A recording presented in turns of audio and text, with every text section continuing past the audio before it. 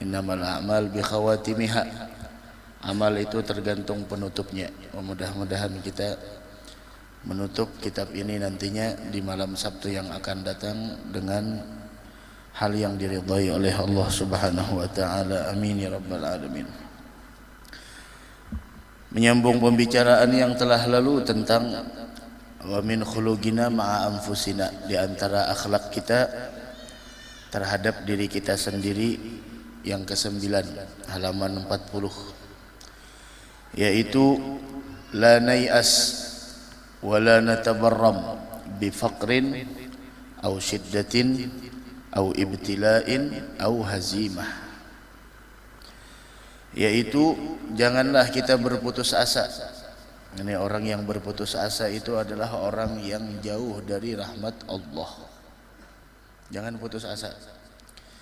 Jangan putus asa apalagi mengeluh dengan kemiskinan, kesusahan, musibah ataupun kegagalan-kegagalan yang terjadi. Jangan kita putus asa.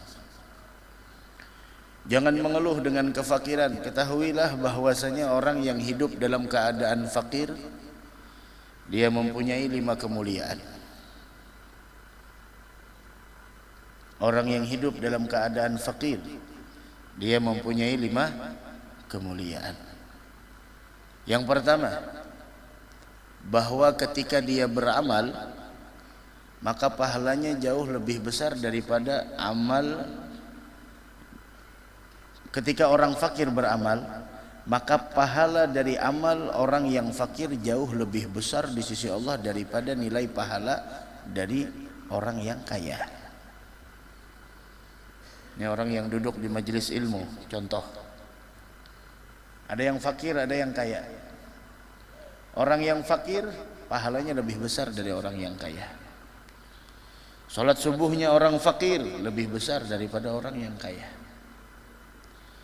Baca Al-Qur'annya orang yang fakir lebih besar pahalanya dari orang yang kaya. Ada kemuliaan yang pertama. Kemuliaan yang kedua, idza istaha syai'an wa lam yajidhu yuktabu lahu ajr. Apabila dia menginginkan sesuatu karena ketidakmampuannya untuk membeli sesuatu tersebut, karena kefakirannya, maka dia diberikan pahala oleh Allah karena keinginan yang tidak terpenuhi. Itu yang kedua.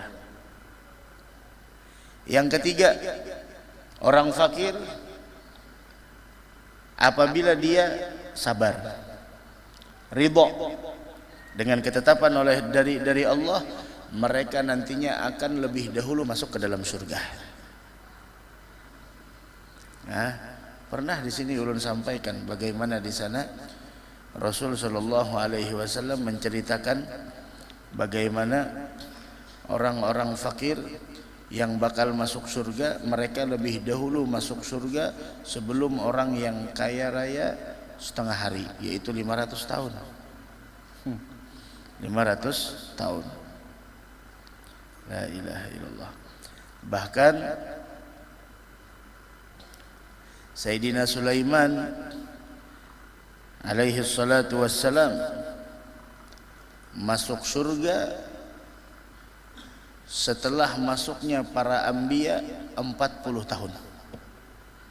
Jadi setelah para nabi semuanya masuk ke dalam surga, 40 tahun baru masuk surga Nabi Sulaiman. Kenapa? Banyaknya kekayaan yang beliau miliki.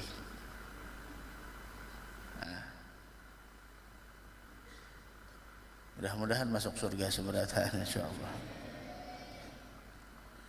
Kemudian yang keempat, hisabnya orang fakir besok di hari kiamat lebih sedikit dibandingkan orang yang kaya. Otomatis mereka lebih dahulu masuk surga. Dan yang kelima, kemuliaan yang dimiliki oleh orang yang fakir, penyesalan mereka lebih sedikit daripada yang lainnya. Kenapa? Karena disebutkan para agniya, orang-orang yang kaya, mereka ketika di negeri akhirat berkeinginan bahwasanya selama hidup di dunia mereka itu hidup dalam keadaan fakir.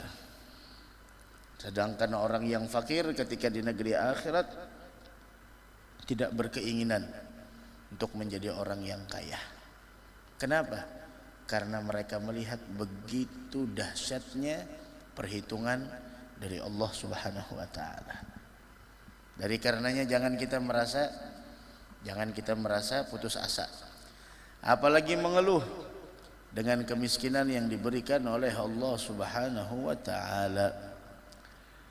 Sampai Sayyidina Abu Dzar Al-Ghifari radhiyallahu taala anhu wa ardhah, beliau mengatakan Rasul mewasiatkan kepadaku dengan 7 perkara yang tidak aku tinggalkan selama-lamanya. Ini 7 perkara harus kita aplikasikan di dalam kehidupan kita. Apa itu yang 7? Yang pertama, ausani bihubbil masakin wad dunuwi minhum. Saya diwasiatkan oleh Nabi Muhammad untuk mencintai orang miskin dan mendekat dengan mereka, bergaul dengan mereka, cinta dengan orang miskin. Cinta dengan orang miskin bukan hanya sekedar cinta, bantu mereka. Sedikit uang yang kau keluarkan dari kantongmu, menurutmu itu sedikit tapi sangat berharga bagi mereka. Wadunuwi minhum, mendekat dengan mereka. Sayyidina Hasan dan Sayyidina Husain, beliau sering ketika di jalan diberhentikan oleh pengemis yang ada di Madinah untuk makan dengan mereka sekedudukan. Beliau bukan menolak, ikut makan dengan mereka. Terus apa yang membuat kita sombong tidak mau mendekat dengan orang-orang miskin? Yang kedua, wa an anzura ila man huwa asfala minni wa la anzura ila man huwa fawqi. Yang kedua wasiatnya kata Abu Dzar, untuk selalu saya memandang kepada orang yang di bawah dari saya dan tidak memandang kepada orang yang di atas dari saya dari segi dunia. Selesai. Supaya apa? Timbul rasa syukur. Kita di akhir zaman perlu kita punya rasa syukur.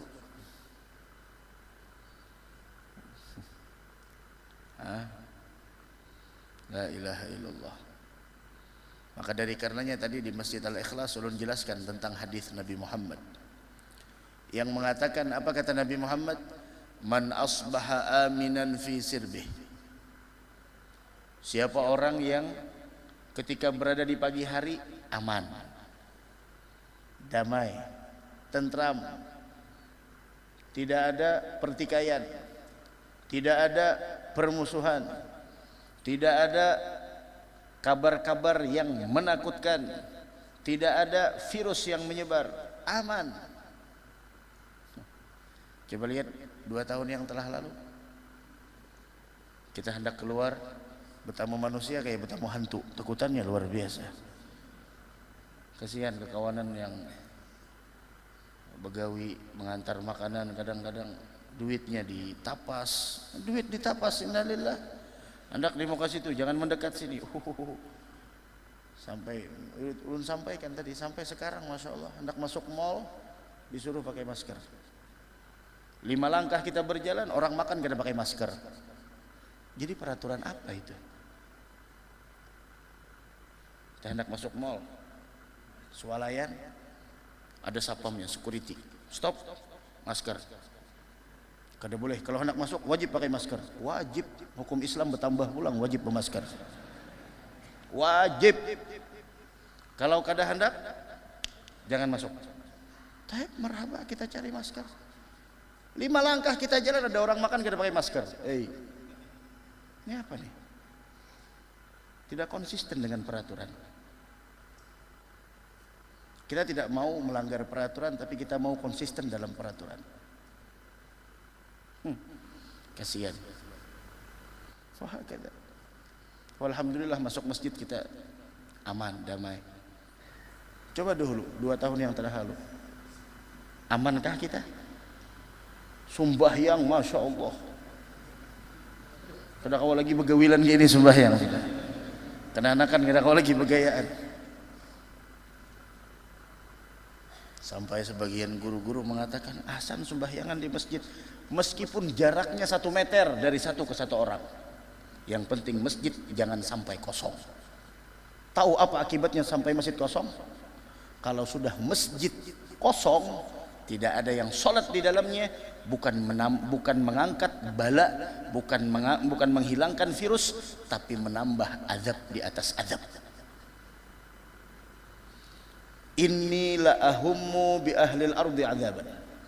Allah mengatakan saya ingin menurunkan azab kepada penduduk bumi. Ketika saya melihat Umar Buyuti, masih ada orang yang memakmurkan rumahku, kata Allah. Ini faktor yang pertama. Ketika aku ingin menurunkan azab kepada penduduk bumi, aku masih melihat ada orang yang memakmurkan buyuti, rumah-rumahku. Kemudian aku masih melihat ada orang yang al-mutahabbina fiyya, saling mencintai, duduk mereka karena aku. Ini majlis. Wal mustaghfirina bil ashar, dan aku masih melihat ada orang yang bangun malam di waktu sahur mereka meminta ampun kepadaku, saraftu anhumul azab. Aku tidak jadi menurunkan azab atas mereka.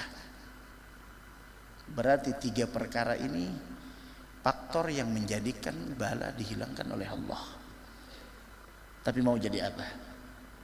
Kalau sudah masjid kosong, azan sudah tidak dikumandangkan lagi. Ulun masih teringat awal-awal kemarin itu, ya Allah, kayak hendak kiamat ada juga. Tidak ada lagi suara-suara azan. Salat Jumat ada yang subhanallah, salat tarawih bepajah lampu, yang kada bepajah lampu jangan ada nurangnya, apalagi bepajah lampu makinnya.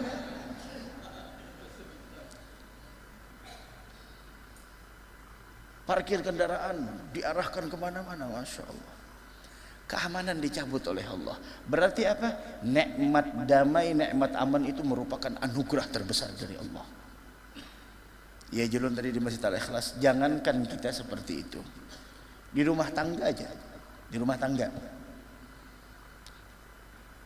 antara kita dengan istri lagi berantem, laki dan bini lagi cekcok, kayak apa anak kita bingung, 4 mana aku jinjing ini, 4 abah kau 4 mama kah? Coba kita sebagai lelakian kalau lagi ribut dengan bini kita, kadang nyaman di rumah. Man asbaha aminan fi sirbih, siapa orang yang berada di lokasinya dia aman. Mu'afan fi jasadih, dia diberikan kesehatan. Nikmat sehat itu mahal. Mana yang lebih lezat, makanan apa nikmat sehat? Nikmat sehat lebih lezat. Selezat apapun makanan, kalau engkau sakit tidak ada rasanya. Kaya, masya Allah, mobil mewah. Apa gunanya mobil mewah kalau engkau lumpuh dan hanya mengantarkan engkau bolak-balik ke rumah sakit dalam berobat? Nikmat sehat luar biasa, masya Allah. Maka dari karena itu disayangi kita punya nikmat sehat.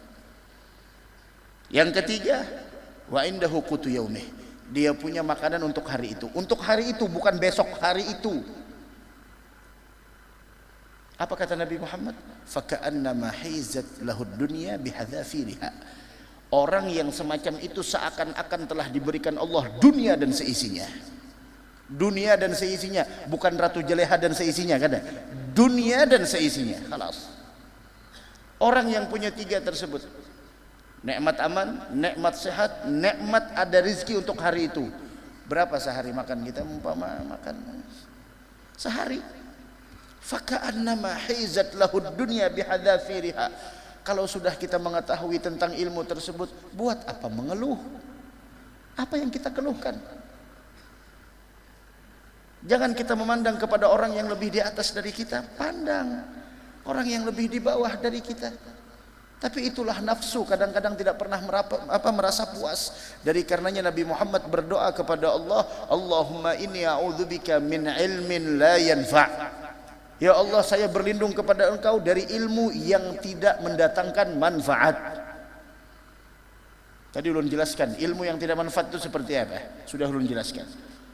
Wa nafsin wa qalbin la yakhsha, hati yang tidak pernah khusyuk kepada Allah, wa nafsin la tashba', dari nafsu yang tidak pernah merasa puas. Nafsu memang seperti itu. Yang dapat gaji 1 juta melihat kepada orang yang 1.500.000, yang 1.500.000 melihat kepada orang yang 2 juta, 2 juta melihat orang yang 3 juta, 3 juta melihat orang yang 4 juta. Kapan kita mau bersyukur? Allah berikan kepada kita kecukupan tentang keperluan hidup kita, bukan apa yang kita inginkan. Kalau apa yang kita inginkan tidak akan pernah merasa cukup. Dari karena itu sibukkanlah diri kita untuk mensyukuri nikmat yang telah diberikan oleh Allah. Jangan pernah kita sibuk untuk mencari sesuatu yang masih belum kita miliki. Syukuri.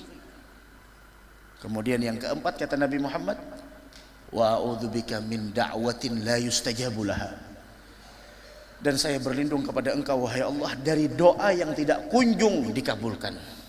Berdoa tapi tidak kunjung dikabulkan. Ya Rabb, mudah-mudahan hajat kita dikabulkan oleh Allah dunia wal akhirah. Amin ya rabbal alamin. Wa hakadha.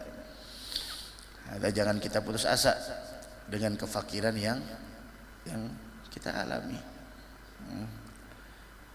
Tadi yang keberapa? Hubbil masakin, memandang kepada orang yang di bawah. Yang ketiga, wasiat Nabi Muhammad apa? Menyambung tali silaturahim, meskipun keluarga kita, orang yang kita ingin sambung silaturahimnya menolak dan mereka ingin memutuskan tali silaturahim dengan kita. Banyak terjadi di akhir zaman. Yang ketiga, kita sambung silaturahim meskipun dia ingin memusuhi kita, meskipun dia ingin musuh. Kita kadang-kadang seperti ini. Kalau kita ingin nyambung silaturahim, kalau kita ingin baik kepada orang lain, dia membalasnya dengan sebuah keburukan, kita kadang-kadang mengatakan ya sudah, kami aku. Tapi kalau Nabi tidak, mewasiatkan sambung silaturahim meskipun orang ingin memutuskannya darimu. Sambung. Oh, ini berat. Makanya lihat Nabi Muhammad berapa kali dipanggil Abu Jahal. Abu Jahal, Masya Allah, namanya kan Abu Jahal.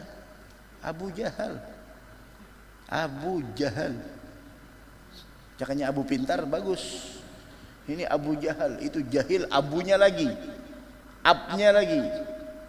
Sampai Nabi Muhammad dipanggil, Abu Jahal sudah menyediakan lubang buat mengubur Muhammad hidup-hidup. Ditutup itu lubang. Abu Jahal ngambil selimut, pura-pura sakit. Disuruhnya konconya, CS-nya, panggil Muhammad, bilang saya sakit, jengukin saya. Dipanggil Muhammad, Abu Jahal sakit. Dia minta engkau datang untuk menjenguknya. Wah, Nabi Muhammad tetap datang. Kalau kita kadang-kadang orang yang sudah, ya Allah, kita jangankan kita ajak ke dalam agama Islam, kita bawa ke majelis saja. Ke majelis yuk, dahakun. Ke majelis yuk, dahakun. Pas garing, hapus. Nah, itu lagi sudah.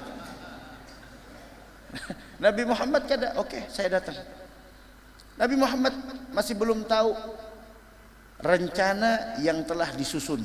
Ini kalau pengadilan saat ini pembunuhan berencana yang tidak kelar-kelar, sudah berapa sidang sudah. Pembunuhan berencana, kada tahu siapa yang salah, siapa yang ada. Dunia kayak itu pang dah.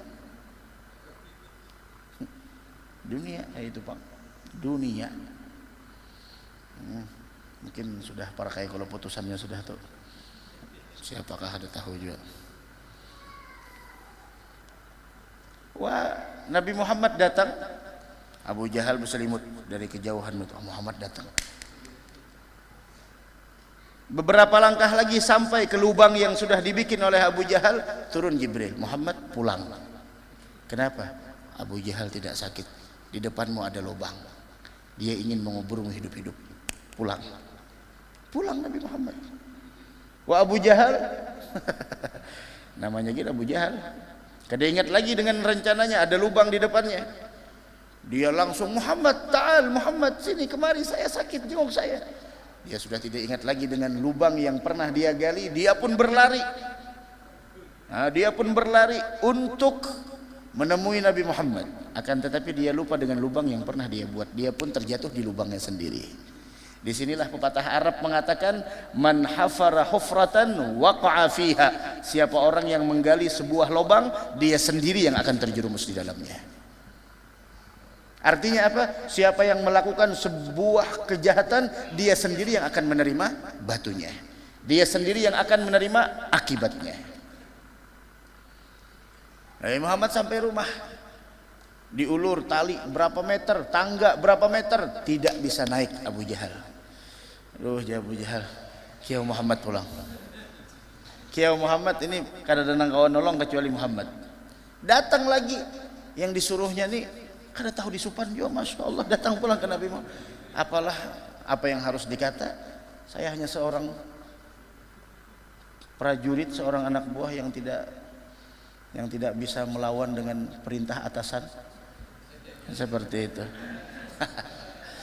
Sian, dah wae. Tepang, mau sudah bisa atasan. Datangnya Muhammad, Abu Jahal dicabur di lubang, terjatuh di lubang. Kalau kita mungkin maka tadi garing, apa yang dicabur di lubang, pikiran gitu aja. Tapi Nabi Muhammad masih menginginkan kebaikan untuk Abu Jahal. Datang Nabi Muhammad. Sebelumnya tali berapa puluh meter tidak bisa. Ya Nabi Muhammad, Abu Jahal, Muhammad tolong. Diulurkan tangan Nabi Muhammad, cuma diulurkan tangan, dipegang oleh Abu Jahal, ditarik, naik Abu Jahal. Puluhan meter tali tidak bisa, panjangnya tangga tidak bisa, tapi tangannya Nabi Muhammad mampu menaikkan Abu Jahal.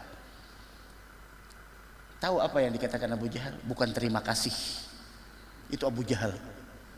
Pokoknya orang yang tidak tahu terima kasih itu bubuhan Abu Jahal. Apa kata Abu Jahal?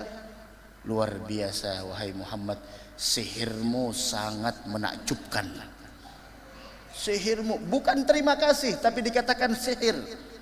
Nabi Muhammad khalas. Kalau kita tunjul pulang bahasa dalam situ.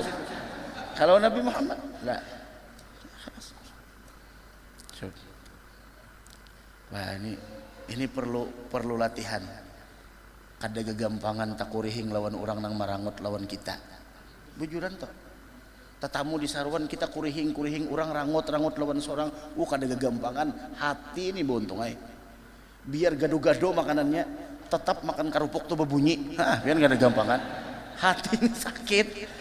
Bah biar kita nih tak kurihing lawan orang kada tak kurihing lawan kita. Mak. Kita banyak bersalaman, inya meliungkan tangan. Nah, itu ada seapanya lagi lawan Nabi. Kita tak kurihing, paman kita, Pak Haji, tahu sidin. Sudah sangka baik mungkin sidin min kalau mata sidin kada melihat karena tak bawa kacamata. Kada jadi sehingga ada kacamata. Mungkin gula sidin naik lalu kada melihat. Pokoknya mungkin sampai 70 kali mungkin. Amun habis 70 sudah, berarti kita nang kada pintar. Itu aja sudah. Ayo, kada gampang pian, kada gampang bujuran tuh, kada gampang pahalanya jua pang. Jar tuan guru tuh gaduk pahalanya gonol. Kita menon kakawanan sudah kada hendak menegur, sudah sana sudah. Kada dapat makan non ikam juga, sarah ikam tidak. Coba lihat, tetap hendak menyambung. Dan kebanyakan orang yang memutuskan tali silaturahim di akhir zaman karena harta warisan. Harta warisan itu jangan dikakainakan, dibagi-bagi. Ujur orang baharin apa maunya harta warisan itu kalau dibagi apa aja. Tahu lah pian lah. Ada ulun mendengar kisah dari witan ulun kada ingat ulun lah. Tahu lah judin. Amunnya harta warisan itu kalau dibagi apa aja. Tahu lah pian lah. Orang ada kata-kata orang bahari. Kena ulun betakun pulang ke rumah. Apa ini ulun nya orang bahari itu harat pian. Gampangan harta warisan bagi jangan gak dibagi, karena mun harta warisan gak dibagi maulahna iblis tuh udah kau lagi menggoda nang kada bersembahyangan tuh ya sembahyangan bertahan buktinya sama nonton bola aja sembahyang. Nah ya kalau